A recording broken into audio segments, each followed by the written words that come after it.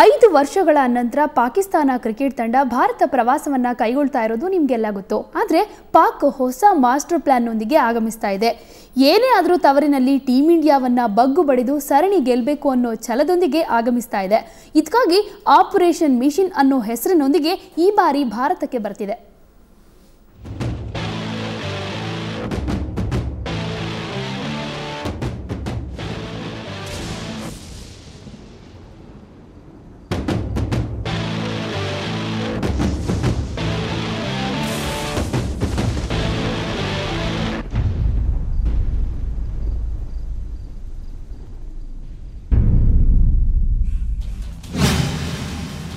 ಬದ್ಧ ವೈರಿಗಳ ಕದನ ಕುತೂಹಲ. ಹೊಸ ರಣತಂತ್ರದೊಂದಿಗೆ ಬರ್ತಿದೆ ಪಾಕ್. 5 ವರ್ಷಗಳ ಬಳಿಕ ಭಾರತ ಪ್ರವಾಸ ಕೈಗೊಳ್ತಾ ಇರೋ ಪಾಕಿಸ್ತಾನ ತಂಡ ಸರಣಿ ಗೆಲ್ಲೋ ಛಲದೊಂದಿಗೆ ಆಗಮಿಸುತ್ತಿದೆ. ಇದಕ್ಕಾಗಿ ವಿಶೇಷ ತಯಾರಿ ಮಾಡ್ಕೊಂಡು ಬರ್ತಿದೆ. ತಂಡ ಆಯ್ಕೆಯಿಂದ ಹಿಡಿದು ಗೇಮ್ ಪ್ಲಾನ್ವರೆಗೂ ಎಲ್ಲವೂ ಆಗ್ಲೇ ಸಿದ್ಧಗೊಂಡಿವೆ. ಮೈಂಡ್ ಗೇಮ್ ನಡೆಸೋ ಪ್ಲಾನ್ ಕೂಡ ರೆಡಿಯಾಗಿದೆ. ಏನೇ ಆದ್ರೂ ಭಾರತವನ್ನ ಸೋಲಿಸೋದು ಪಾಕ್ ಮುಂದಿರೋ ಏಕೈಕ ಗುರಿ.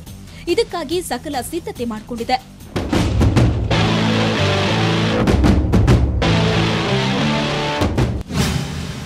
ಹೊಸ ಆಯುಧಗಳೊಂದಿಗೆ ಪಾಕ್ ಆಗಮನ. ಹೌದು, ಸದ್ಯ ಪಾಕ್ ಟೀಮ್ನಲ್ಲಿ ಸ್ಥಾನ ಪಡೆದಿರುವವರ ಪೈಕಿ 7 ರಿಂದ 8 ಆಟಗಾರರಿಗೆ ಇದು ಚೊಚ್ಚಲ ಭಾರತ ಪ್ರವಾಸ. ಅಷ್ಟೇ ಅಲ್ಲ, ಇವರು ಯಾವ ರೀತಿ ಆಡ್ತಾರೆ ಅನ್ನೋದೇ ಭಾರತಕ್ಕೆ ತಿಳಿದಿಲ್ಲ. ಹೀಗಾಗಿ ಅವರಿಗೆ ರಣತಂತ್ರ ಹೆಣೆಯಲು ಕ್ಯಾಪ್ಟನ್ ಧೋನಿ ಹೆಣಗಾಡಬೇಕಾಗುತ್ತೆ. ಇಷ್ಟಲ್ಲದೆ 7 ಫಾಸ್ಟ್ ಬೌಲರ್ಗಳನ್ನ ಭಾರತಕ್ಕೆ ಕರೆತರುತ್ತಿರೋ ಪಾಕಿಸ್ತಾನ ಆಗ್ಲೇ ಭಾರತಕ್ಕೆ ಎಚ್ಚರಿಕೆಯ ಕರೆಗಂಟೆ ರವಾನಿಸಿದೆ.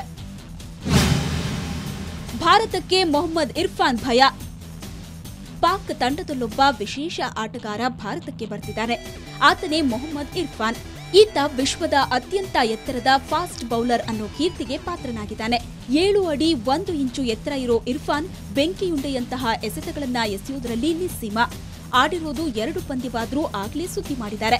ಗಾಳಿಯಲ್ಲೇ ಚೆಂಡನ್ನ ಸ್ವಿಂಗ್ ಮಾಡೋದ್ರಲ್ಲಿ ಇರ್ಫಾನ್ ಎಕ್ಸ್ಪರ್ಟ್.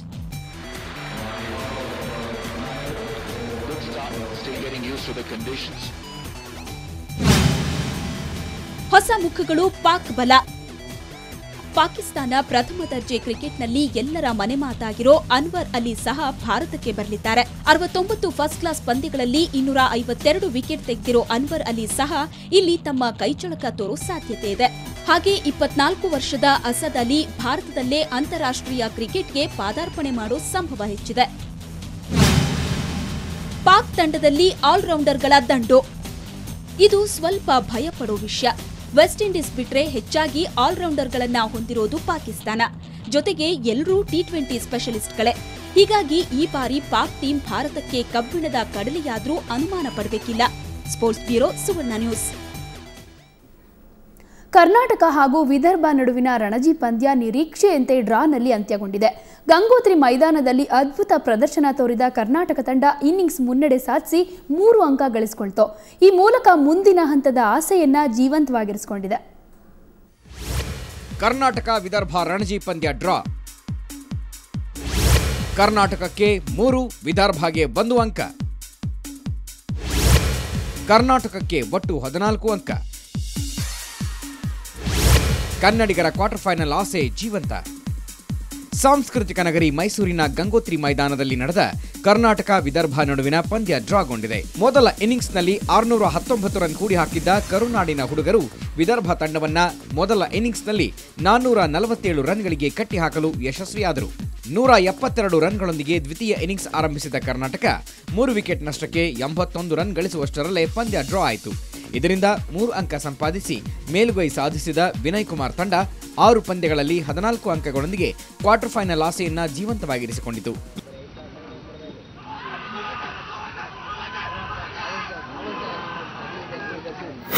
ಇಲ್ಲಿ ಒಳ್ಳೆ ಬ್ಯಾಟಿಂಗ್ ವಿಕೆಟ್ ಆಗಿತ್ತು ಇದು. So bowlers did a fantastic job.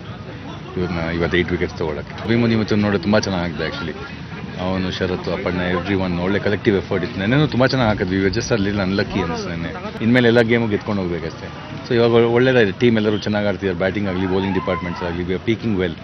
ಇನ್ನು 7 ಪಂದ್ಯಗಳಿಂದ 10 ಅಂಕ ಗಳಿಸಿರುವ ವಿದರ್ಭ ಸಂಕಷ್ಟಕ್ಕೆ ಸಿಲುಕಿದ್ದು ಈ ಡ್ರಾದಿಂದ ಉಳಿದ 1 ಪಂದ್ಯ ಗೆಲ್ಲುವ ಉತ್ಸುಕದಲ್ಲಿದೆ. Which was good. I think it was we were deceived in the grass and the hardness which the wicket had.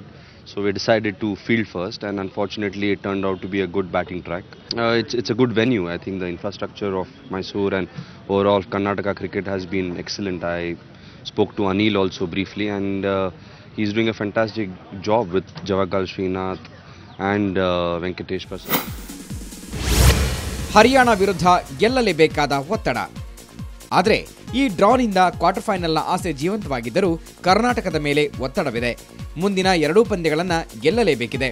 December 22ರಿಂದ ಹುಬ್ಬಳ್ಳಿಯಲ್ಲಿ ನಡೆಯುವ ಹರಿಯಾಣ ವಿರುದ್ಧದ ಪಂದ್ಯದಲ್ಲಿ ಕರ್ನಾಟಕದ ಕುವರರು ಜಯ ಸಂಪಾದಿಸಬೇಕು. ಇಲ್ಲವಾದಲ್ಲಿ ಮುಂದಿನ ಹಂತ ತಲುಪೋದು ಕಠಿಣವಾಗಲಿದೆ. ಸ್ಪೋರ್ಟ್ಸ್ ಬ್ಯೂರೋ, ಸುವರ್ಣ ನ್ಯೂಸ್.